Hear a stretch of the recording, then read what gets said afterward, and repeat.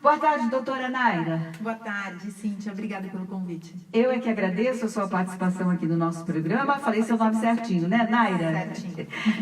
Muita gente pensa que é Naira. Já me chamaram de todo tipo de coisa. Mas Naira não é muito comum, né, o seu nome? Não, minha mãe foi criativa, nós duas filhas. É? Você tem uma outra irmã que chama como? Lana. Ah, Lana, muito bem, muito bem. Mas tá aí um nome diferente. A doutora Naira cursou medicina na Faculdade de Ciências Médicas da Santa Casa de São Paulo e fez pós-graduação em ginecologia endócrina, climatério infanto-puberal pela Unifesp, é isso mesmo? Isso mesmo. Destaca o HPV como uma das suas especialidades. É um dos tratamentos mais gratificantes, tanto na rápida melhora clínica dos pacientes, com a aplicação do laser, né? CO2? Exato, laser de CO2. E como no acolhimento e auxílio que essas pacientes precisam e merecem. Atua como professora no curso de especialidades médicas do ISPET, com aulas transmitidas aos alunos da Universidade de Moron, na Argentina? Moron, na Argentina. Desculpe. Como é que é isso, doutora? Como é que é feito essas suas aulas? Na verdade, o EAD, que é o ensino à distância, tem crescido muito no país, né? Sim. E nós temos um intercâmbio grande entre faculdades dentro do país e fora do país, justamente com essas aulas à distância. O SPED faz essa parceria com as universidades da Argentina, e eu em específico na área de ginecologia e obstetrícia, gravo as aulas falando um pouco sobre o nosso mercado de trabalho, como que é o nosso perfil de residência em ginecologia, para que esses alunos conheçam mais da saúde aqui no Brasil. Muito interessante isso, muito bacana mesmo. Muito bem, então 4 horas, você já pode ligar no 3053 1040 e nos acompanhar também pelo Facebook, tá? Através da nossa live. O telefone já está tocando, eu já tenho aqui perguntas que já me chegaram através do WhatsApp, mas eu vou começar a atender aí primeiramente as pessoas que estão ligando, né? No telefone do ouvinte. Alô? Alô? Boa tarde. Boa tarde. Quem fala? É Vera, Cíntia. Oi, Vera, você fala de onde, minha amiga? Eu falo da cidade de Registro, São Paulo. Muito bem, muito obrigada pelo seu carinho, pela sua companhia aqui na Rádio Capital. E a doutora Naira já está à sua disposição. O que você quer perguntar? Doutora, boa tarde. Boa tarde, Vera. Eu já tenho 51 anos, né? Ainda menstruo. Só que eu gostaria de saber se está na hora de eu fazer já a reposição hormonal ou tem que chegar a menopausa para me fazer. Legal. A reposição hormonal, hoje em dia, é avaliada caso a caso. Antigamente, quando surgiu a oportunidade de reposição hormonal, entendia-se que todas as mulheres, no período próximo à menopausa, deveriam fazer a reposição hormonal. E com isso, os estudos científicos mostraram que nem todos os organismos respondem bem à reposição hormonal. Então, começaram a surgir pacientes com efeitos adversos, manifestações de câncer de mama, estimulados em parte pela reposição hormonal. E daí a gente viu que existem critérios de indicação. Então, cada caso deve ser avaliado individualmente. É importante entender se a paciente tem sintomas ali nesse período ao redor da menopausa. A gente não precisa esperar chegar à última menstruação, que é a menopausa, para começar com os hormônios. Mas a gente precisa ver se você tem indicação de hormônios ou de tratamentos pontuais. Por exemplo, a única coisa que me incomoda é o ressecamento vaginal. Joia, será que o hormônio é a melhor opção ou será que a gente pode usar um tratamento tópico? Até um creme hormonal, mas tópico, ao invés de um remédio via oral, né? Por isso que pode ser que sim, pode ser que esteja na hora de você começar a tomar hormônios ou não. O caso tem que ser avaliado dentro dos seus sintomas. Muito bem, muito bem. Agora, doutora, explica pra gente o que é ginecologia endócrina. Ginecologia endócrina, bom, a ginecologia traz muito das alterações hormonais, né? A gente fala em hormônios, a gente pensa em ginecologia. Eles podem estar relacionados à ginecologia ou podem estar relacionados à tireoide, a outras questões do corpo. Sim. A ginecologia endócrina é o foco dos hormônios na ginecologia. Então, ovário policístico, a menopausa, todas essas alterações que acontecem na vida da mulher, que são decorrentes de oscilações hormonais. Então, é alteração hormonal com foco na ginecologia. Ah, sim. E essas alterações hormonais pode fazer a mulher engordar? Sim, é bem frequente essa queixa da paciente no consultório, né? Do tipo, não estou conseguindo perder peso, ou ganhei muito peso nos últimos meses. Sim. E daí a gente tem que investigar uma porção de coisas. O ovário policístico precisa ser investigado, se ela estiver menstruando ou não estiver menstruando, precisa entender esse cenário. E a tireoide é o clássico, né? Que elas sempre pensam, não consigo perder peso, talvez seja a tireoide. Não necessariamente, às vezes é só uma alteração do metabolismo mesmo, com o envelhecimento, com o amadurecimento, a gente muda o metabolismo, mas sempre tem uma suspeita, é importante investigar. Muito bem. Olha aí, mais uma ligação chegando, 4 horas e caiu a linha, comandante, caiu, mas já tem outra pessoa, né? 4 horas e 13 minutos, alô? Alô? Oi, boa tarde. Boa tarde. Quem está falando? Elizabeth, aqui de Suzano. Elizabeth, muito obrigada pela sua companhia na Rádio Capital, um grande beijo para você. E a sua pergunta para a doutora Naira? Aqui, hoje, está fazendo 1 ano que eu fiz uma esterectomia, né? Foi retirada de um mioma. O ovário manteve, né? Foi retirada as trompas e... Só que eu tenho muitas dores aqui abaixo do umbigo, né? Eu queria saber se devido à cirurgia. Queria saber. Tudo bem? Boa tarde. Bom, para os ouvintes que não sabem o que é uma esterectomia, é uma cirurgia de retirada do útero. Ela pode ser a retirada completa do útero, que geralmente pode ser feita por via vaginal, sem nenhum corte abdominal, ou pode ser feita pelo abdômen, pela barriga mesmo. Ou existe a retirada parcial do útero, se mantém o colo do útero e faz a cirurgia pela barriga, pelo abdômen, para tirar o restante do colo, o restante do útero. Tem um monte de indicação dessa cirurgia, pelo que eu entendi, no seu caso, a sua indicação foi por mioma, que é uma indicação muito comum, nem todo mioma precisa retirar o útero, mas alguns chegam nesse ponto. E daí, de fato, quando a gente vai tratar um mioma, a gente retira o útero, às vezes retira as tubas e raramente retira os ovários, porque os ovários vão mexer justamente nos hormônios. Então, a gente vai ter um malefício dessa cirurgia que não seria propriamente necessário. Deixa eu entender um pouquinho mais. A sua cirurgia foi abdominal ou foi vaginal? Abdominal. Joia. Bom, e daí, o que pode acontecer para te gerar dores? Eventualmente, durante a cirurgia, podem acontecer aderências no processo de cicatrização. E essas aderências podem ser dolorosas mesmo. Então, precisa entender qual que foi, de fato, o grau de dificuldade da sua cirurgia e como que está essa cavidade pélvica agora, se existem aderências ou não, para tentar tratar essas dores. Muitas vezes, fisioterapia pélvica pode ajudar muito a melhorar essas dores, porque pensar em outra cirurgia é muito traumático, né? Então, a fisioterapia pélvica pode ajudar muito na musculatura, nos ligamentos, que eventualmente estejam conectados com essa dor que você ainda sente. 4 horas e 6 minutos. Alô? Boa tarde, doutora, e boa tarde, Cíntia. Eu sou a Mara do Tremembé. Eu queria saber, doutora, há uns 5 anos atrás eu tive um cisto que ele foi removido porque ele estava pendurado, ele inclusive quase estava saindo pela cavidade vaginal, né? Então foi uma operação rápida, o médico falou que só tirou, deu uma girada nele porque ele ainda estava preso por alguns vasos, né, importantes sanguíneos, e foi retirado. E depois eu preciso apanhar, eu não fiz mais exames. Só que eu sinto que tem alguma coisa empurrando para baixo. Parece que a bexiga caiu. Isso é normal? E eu precisava realmente estar fazendo um controle? Oi, Mara, tudo bem? Me fala uma coisa, você tem quantos anos e faz quanto tempo que foi essa cirurgia? Ela desligou o telefone, está ouvindo pelo rádio. Bom, vamos lá. Dá para ouvir aí, de novo? Dá para a gente... Parece que foi 5 anos que ela falou, se não me engano. Bom, vamos lá. Pela descrição que você me dá, não me parece que foi uma retirada de cisto, parece que foi uma retirada de mioma. Existe uma condição na ginecologia que a gente chama de mioma parido.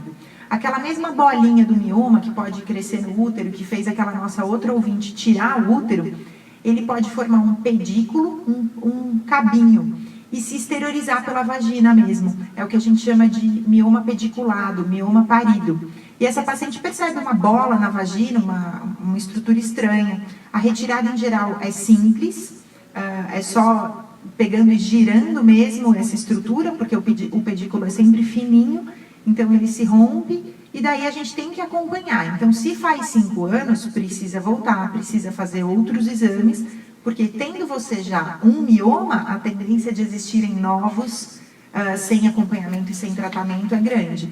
Miomas paridos não são comuns, mas você já teve uma condição, né? Muito bem, tá aí, 4h09, e a doutora, ela fez pós-graduação em ginecologia endócrina, climatério e infanto puberal. Então, a minha amiga Rose, ela é de Cotia, e ela diz assim: doutora, tem uma filha que com 11 anos teve a sua primeira menstruação. Isso já faz uns 4, 5 meses. Mas só teve essa menstruação, depois parou, até agora não ficou mais menstruada. O que é isso? Isso é o que a gente chama de imaturidade do eixo hormonal. Quando a gente começa a menstruar lá na puberdade, nosso ovário ainda não sabe muito bem como responder aos estímulos hormonais. Então, não é sempre que a gente vai engrenar num ciclo menstrual reguladinho, a cada 28, 30 dias. Ele precisa de treinamento, ele precisa entender o que são esses estímulos. Então, não é um problema se essa paciente, no início da vida reprodutiva, quando ela começa a menstruar, ali nos 2 primeiros anos, ou por aí, às vezes a gente até estende mais esse período, se ela tiver irregularidade menstrual. Ela fica 3, 4 meses sem menstruar, ela menstrua 2 vezes no mesmo mês.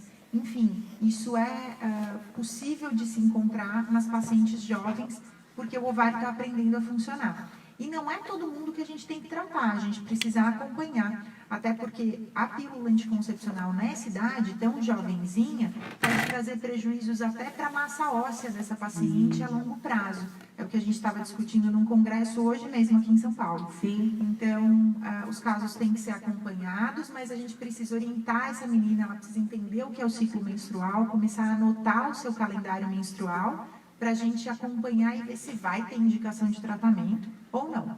Sei, então, por enquanto, ela aguarda e consulta um médico, né? Contando o que aconteceu, e ele vai ver da necessidade de se fazer algo ou não. Perfeito, e se ela menstruar de novo, anota o dia que veio, quantos dias durou. É isso que a gente chama de calendário menstrual, porque quando ela procurar o médico, ela vai poder dividir isso com ele. Então, isso também costuma acontecer quando a pessoa começa a entrar no período da menopausa, não é? Fica alguns meses sem ter menstruação, de repente vem. Perfeito, isso acontece nos 2 extremos. Quando a gente está aprendendo o funcionamento do ciclo menstrual e quando a gente está se despedindo dele. Sim. Eu brinco que no começo os ovários ainda não sabem entender o comando. E no final eles vão ficando meio surdinhos, meio caducos. Eles não ouvem o comando direito. E por isso eles acabam fazendo os mesmos sintomas nos 2 extremos. Para a pessoa considerar que ela está realmente na menopausa, é preciso que ela fique sem ter menstruação durante quanto tempo? Perfeito. Menopausa, o conceito de menopausa é a última menstruação da vida da mulher. Então, ela é um diagnóstico retrógrado, que a gente chama. Quer dizer, eu só consigo dizer que aquela foi a última menstruação quando eu não tive outras. Então, a gente tem a tolerância de 1 ano. Essa paciente tem que ficar em acompanhamento por 1 ano sem menstruar para a gente dizer que ela teve a menopausa. O período ao redor da menopausa, que a primeira ouvinte comentou, que podem surgir os sintomas, calores e tal, a gente chama de climatério. Que popularmente as pessoas falam, estou na menopausa, né? Mas é importante entender esse conceito. A menopausa é a última menstruação e o climatério é esse período aí ao redor. E, doutora, muitas amigas às vezes comentam e perguntam, você sabe me dizer, porque olha, eu já entrei na menopausa, elas dizem, né? Há alguns anos, e eu ainda continuo sentindo esses calores. Isso é normal? Até que idade esse calor acompanha? Quanto tempo acompanha a mulher? Bom, é legal a gente entender que esses calores são específicos, né? São calores que começam aqui da linha dos mamilos e vêm para cima, para o pescoço, como se fosse uma labareda. Porque às vezes a paciente chega e fala, eu tenho um calor nas pernas, eu tenho um calor nos pés, que certamente não são os fogachos clássicos do período da menopausa. Sim. E esses calores podem acompanhar a mulher por longos anos. Não existe um padrão. A maior parte das pacientes, claro, sentem isso mais no início da menopausa, né, do climatério, mas muitas podem perdurar por décadas com os calores. Puxa vida. O que a gente pode fazer para melhorar isso, com receitas naturais, são, primeiro, a atividade física. A atividade física melhora a secreção de outros hormônios e neurotransmissores que diminuem esses sintomas. E depois existem substâncias naturais que, se bem indicadas, podem trazer auxílio, tipo a soja e os derivados de soja, tipo a folha de amora. São substâncias que, claro, não vão substituir um tratamento hormonal, mas que, para um percentual considerável de pacientes, pode fazer diferença. Olha aí, maravilha. Doutora, o que é HPV? HPV é um vírus sexualmente transmissível, mas não só sexualmente transmissível, ele pode ser transmitido por contato, fora da relação sexual. Como todo vírus, ele precisa de uma célula para viver, então ele tem que ter um contato rápido de um organismo para o outro, senão ele morre, né, exposto ao ambiente. E daí, a genitália feminina é cheia de microfissuras, porque é uma pele fininha que fica abafada o dia inteiro, raspando na roupa, essas microfissuras se criam, e daí no contato sexual, que é um contato mais longo, esse vírus pode pular de um parceiro para o outro. E ele vai dar ou lesões verrucosas, verrugas na região genital, ou alterações da célula do colo do útero, da vagina. Ele é o causador do câncer de colo de útero. Então o HPV, ele pode causar aí um câncer. Ele pode causar o câncer de colo de útero e alguns outros tipos de câncer de forma menos frequente do que o de colo de útero. Certo. Tem algum tipo de HPV que é o mais perigoso? Tem. O HPV, eu brinco com as pacientes que HPV é igual o Minion do desenho, sabe? Sei. Eles são todos parecidos, mas com alguma característica diferente. Então, eles se dividem no grupo de alto risco, que são mais relacionados às lesões da estrutura da célula, ao câncer de colo de útero, e ao de baixo risco, que são mais relacionados às verrugas. Dentro do alto risco, os mais perigosos são o tipo 16 e o 18. Como os Minions, eles são chamados por números. E daí, o 16 e o 18 causam 80% dos casos de câncer de colo de útero. Cíntia, com você. Muito bem, vamos continuar aqui com a participação da doutora Naira Scartesini Sena, ginecologista, obstetra, que hoje está atendendo você. E continua a nossa live aí pelo Facebook. Olha como nós estamos chiques, doutora. Essa pergunta vem lá de Frankfurt, da Alemanha. Olha, tá vendo? Estamos sendo ouvidos aí no mundo todo, né? A Rosângela, nossa amiga. Boa tarde, Rosângela. Um beijo para você, minha linda. Ela diz assim: Cíntia, por favor, pergunte para a doutora qual a opinião dela sobre reposição hormonal bioidêntico. Bom, a reposição hormonal tem que ser sempre avaliada, caso a caso, como a gente falou para a primeira ouvinte. Então, a gente precisa entender quais são os sintomas da paciente e quais são os fatores de risco de contraindicação do hormônio para ela. Se ela é obesa, se ela fuma, se ela tem alguma doença no fígado, se tem casos de câncer de mama em parente de primeiro grau ou ela própria, enfim, são todas contraindicações.